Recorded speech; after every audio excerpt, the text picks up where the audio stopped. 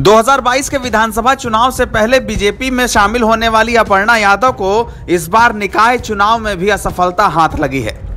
समाजवादी कुनबे से बगावत करने वाली मुलायम सिंह यादव की छोटी बहू को बीजेपी ने लखनऊ के नगर निगम का प्रत्याशी नहीं बनाया, तो समाजवादी समर्थकों ने कहा कि आखिर परिवार से बगावत करके अपर्णा को हासिल क्या हुआ। समाजवादी समर्थकों ने सवाल इसलिए किया क्योंकि अपर्णा यादव ने अखिलेश यादव से बगावत करके भारतीय जनता पार्टी का न सिर्फ हाथ थामा बल्कि 2022 के चुनाव में पार्टी का प्रचार भी किया। प्रचार अखिलेश यादव के खिलाफ था। अपर्णा यादव कई मोहल्ला मीटिंग से लेकर कई सभाओं में बीजेपी नेताओं के साथ दिखाई दी। सभी ने कहा कि अपर्णा यादव इस बार उत्तर प्रदेश के चुनाव में प्रत्याशी बनेंगी, लेकिन ऐसा नहीं हुआ। इसके बाद अटकलें निकाय चुनाव को लेकर लगने लगी और ये कहा गया कि अपर्णा लखनऊ की मेयर सीट से दावेदारी करेंगी। संभावनाएं तब तक थीं जब तक बीजेपी की लिस्ट का ऐलान नहीं हो गया। कारण यह भी था कि लखनऊ की सीट महिला कैंडिडेट के लिए आरक्षित थी। लोगों ने कहा कि आरक्षण के नियमों में ऐसा इसलिए किया गया क्योंकि अपर्णा को इस सीट पर उतारा जाएगा, लेकिन ऐसा नहीं हुआ। अपर्णा यादव को प्रत्याशी नहीं बनाया गया और बीजेपी ने इस बार भी उन्हें साइड लाइन कर दिया।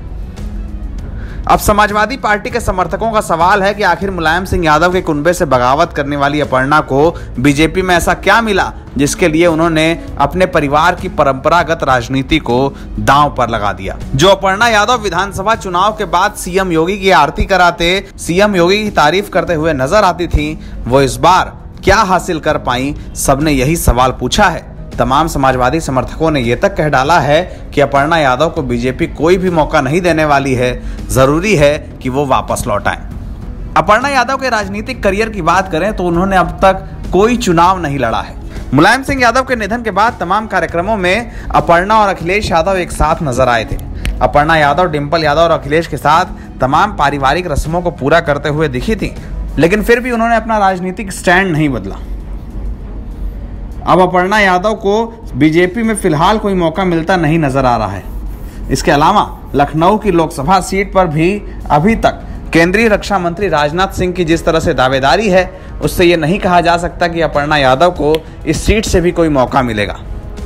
आने वाले वक्त में अपर्णा के राजनीतिक भविष्य को क्या मिलेगा ये नहीं पता, लेकिन ये बात सही है कि बीजेपी ज्वाइन करने के बावजूद अब तक भारतीय जनता पार्टी के संगठन, सरकार या किसी चुनाव में उन्हें कोई भूमिका नहीं दी गई है। समाजवादी समर्थक इसी बात पर सवाल खड़े कर रहे हैं। एनबीटी ऑनलाइन की रिपोर्ट।